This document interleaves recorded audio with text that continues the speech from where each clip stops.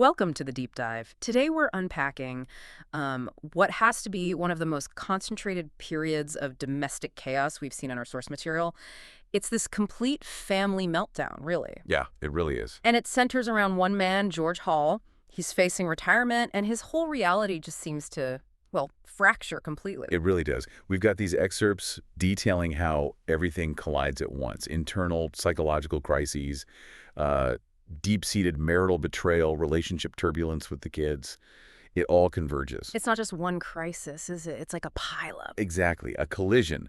We're looking at a story where, three generations get hit simultaneously by these massive emotional pressures. You got George almost paralyzed by this irrational fear of dying. His wife, Jean, who's living secret life, and then their kids, Katie and Jamie, struggling with their own relationship stuff, all while trying to gear up for this wedding that, honestly, nobody seems ready for. And the way the story just throws you in, our starting point is George, and his crisis doesn't begin quietly. No, it's sudden, it's humiliating. It happens in a department store. Which sets the tone immediately, doesn't it? His breakdown is physical, it's mental, and it's completely public right from the start. So what happens? He's trying on a black suit for a funeral, Bob Greene's funeral, who apparently died very peacefully during the boat race. Okay, quite a contrast already. Right. George is trying to engage with this idea of a rational, quiet death, but his own reaction is just pure panic. He has what he calls some kind of turn. A turn. Yeah. And he ends up crouching outside Alder's, the department store, on the coal tiles, fly still undone. Wow. That image is just so potent. It's that complete loss of control, isn't it? Outside the bounds of, normal behavior. Exactly. Okay, let's unpack this.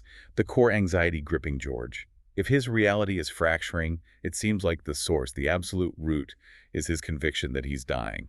Yes, that's the central conflict, isn't it? George versus the medical facts. He's completely obsessed with this small lesion on his hip. Convinced, absolutely convinced, it's terminal cancer. Even though Dr. Bardushin has clearly diagnosed it as eczema, just eczema, George's mind is just rejecting the truth. Completely rejecting it in favor of the most catastrophic story possible. But why? If the doctor's so clear, why does George, who seems rational otherwise, just pivot straight to, existential dread? What are the sources suggesting is the real fear here? Well, it feels like the cancer fear is maybe a stand-in, right? Wow. For maybe the fear of just fading away. Slow, invisible decay, the kind of thing he maybe associates with retirement and losing his identity. Okay. Loss of control again. That's spot on. The sources suggest he just can't handle that loss of control, the ambiguity of just getting older. And you see this in the really bizarre ways his anxiety shows up. Like how? Well, he tries to sort of compartmentalize death. Bob Greene died peacefully, that's acceptable. But his own fear, it's violent, it's sudden. Like this. Dying in a tangerine fireball during a flight. Or that nightmare he has about his old geography teacher, Ronald Burroughs, hammering a spike through his chest. Gruesome stuff. A tangerine fireball. Why?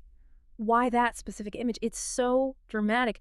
It's almost like he needs the end to be spectacular, right? To justify this overwhelming fear he feels about just aging, becoming irrelevant. Could be. It's maybe the ultimate defense mechanism. Yeah. If you fear the slow fade, maybe you invent the instant catastrophe. And his conscious coping mechanisms are just as desperate and, frankly, ineffective. Right, the distractions. He tries to distract himself with these trivial, almost pointless projects, building this studio at the end of the garden that seems completely useless, or trying to list every American state starting with the letter M. Listing states starting with M when you think you're dying, that sounds like the most futile activity imaginable. It really does.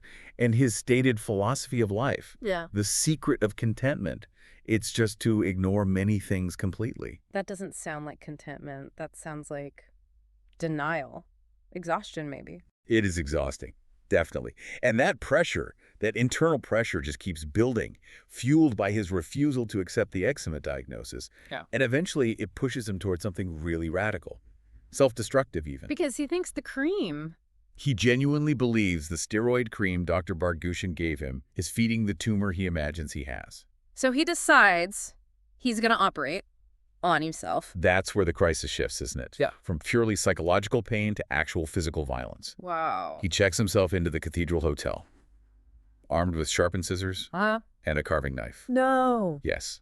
The source material is very clear. He attempts to self-operate on the lesion. It's incredibly visceral. He ends up bleeding out quite dramatically in the bathtub after, failing to cut this thing off completely. Trying to cut out the fear, literally. It's a violent attempt to excise his fear, yeah. But all he does is make his medical crisis real, Mm-hmm. horribly real. A truly catastrophic moment for him. Okay, so while George is bleeding out in a hotel bathtub after trying to remove some eczema, let's pivot. What's happening with his wife, Jane? What's her world like while George is consumed by all this? Well, Jean's life seems defined by this quiet, long-running deception. She has a part-time job at Oddikar's bookshop, Okay. which seems to give her both a distraction and, crucially, cover for her affair. An affair. With who? With David Simmons.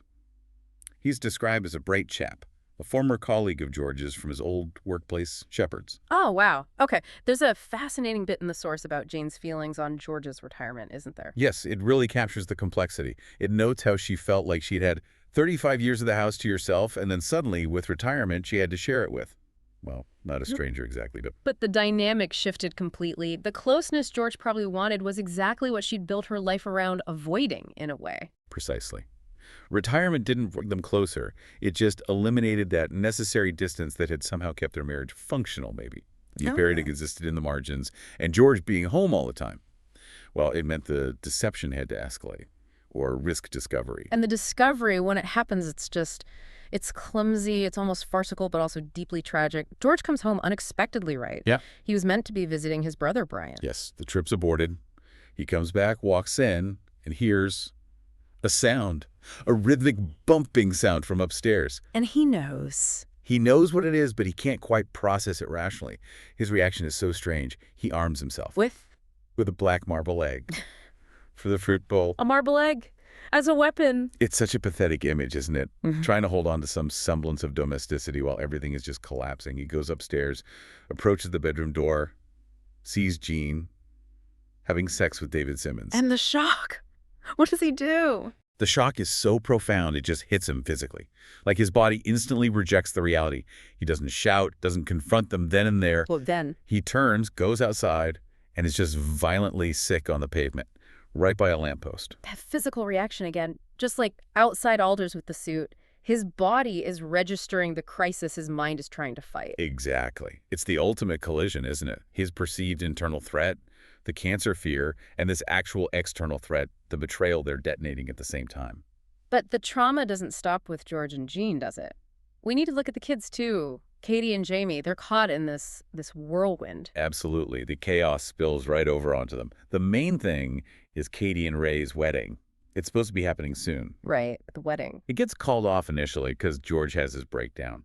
But that cancellation exposes Ray's own insecurities, too. Right. He's asking Jamie, Katie's brother, does she actually love me? Seeking validation right in the middle of this family implosion. That's rough. And Jamie, what's his situation? Jamie's got his own chaos going on. He's just broken up with his long-term partner, Tony. And he's trying to date again, but the source describes it. Oh. Well, it's bleak. There's this disastrous date involving vomit. His dating life is almost like a microcosm of the family's general dysfunction.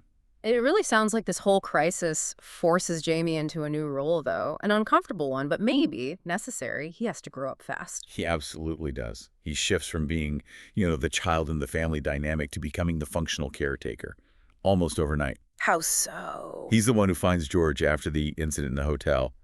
He's cleaning up his father's blood from the bathroom floor. Oh, my God. Yeah. And then he's giving Ray, his future brother-in-law, this surprisingly deep, honest relationship advice. Mm-hmm. Stuff clearly born from his own recent pain, like, you love someone, you've got to let something go. That's a massive emotional leap for him. The kids basically realize they have to become the adults because their parents are completely falling apart. Right. And this new maturity, this forced growing up, it actually changes the wedding plans, doesn't it? How does that play out? Well, the crisis kind of acts as a filter. Yeah. Katie and Ray decide they do want to get married, but not the big traditional wedding Jean was planning. They push ahead, but they strip away all the superficial stuff. Like the beer. Cancel the expensive flowers, the fancy car hire. The emotional stakes are just too high for all that pretense now. Yeah. It has to be about them, about their connection, which feels quite grounded, actually, compared to everything else going on. Not about the big social performance.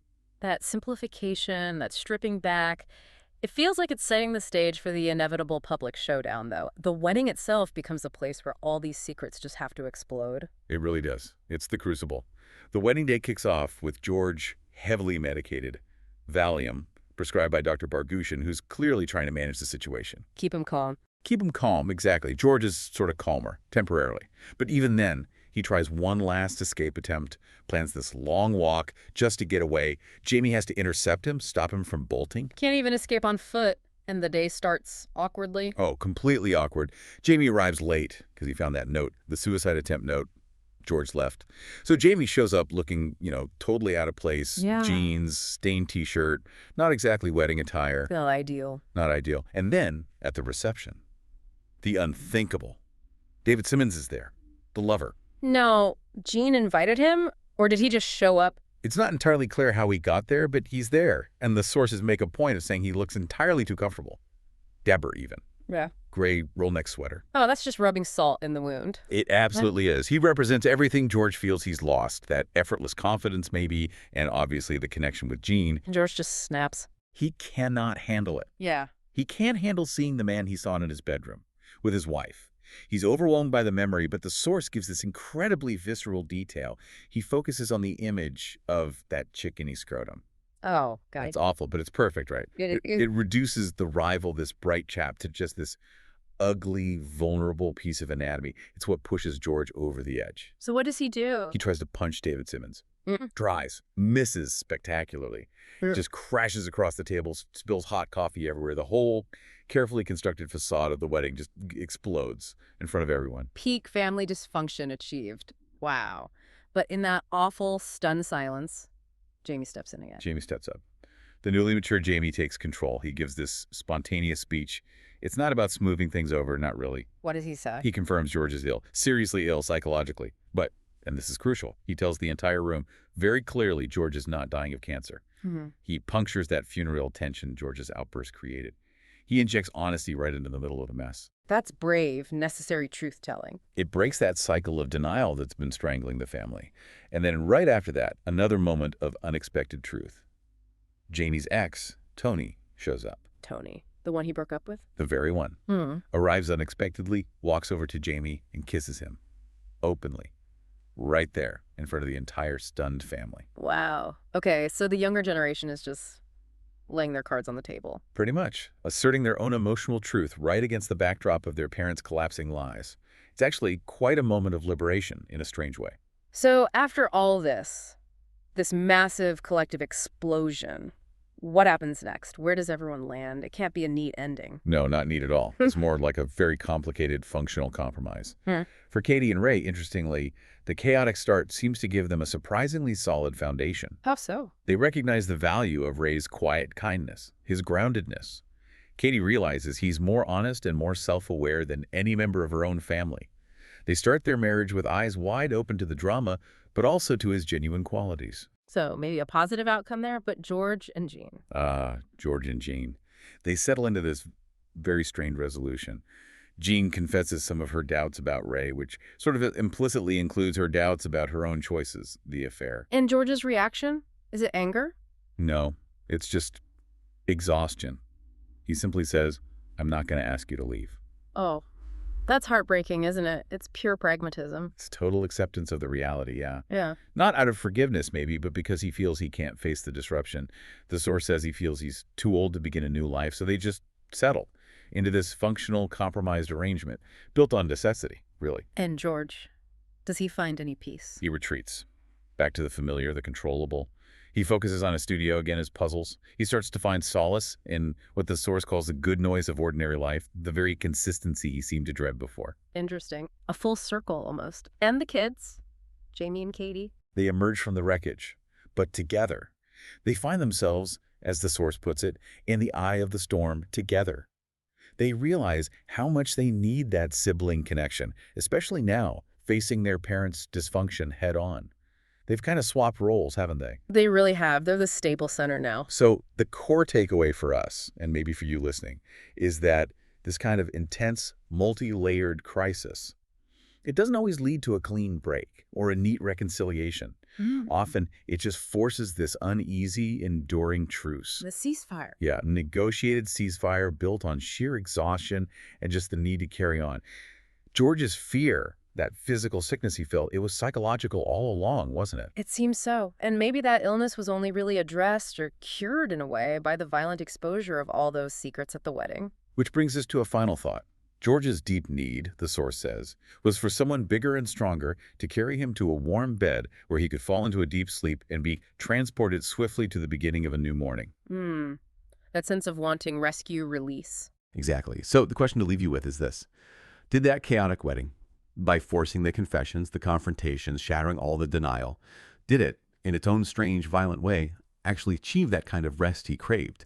Did it finally allow him, maybe reluctantly, to face the dawn of his new, altered life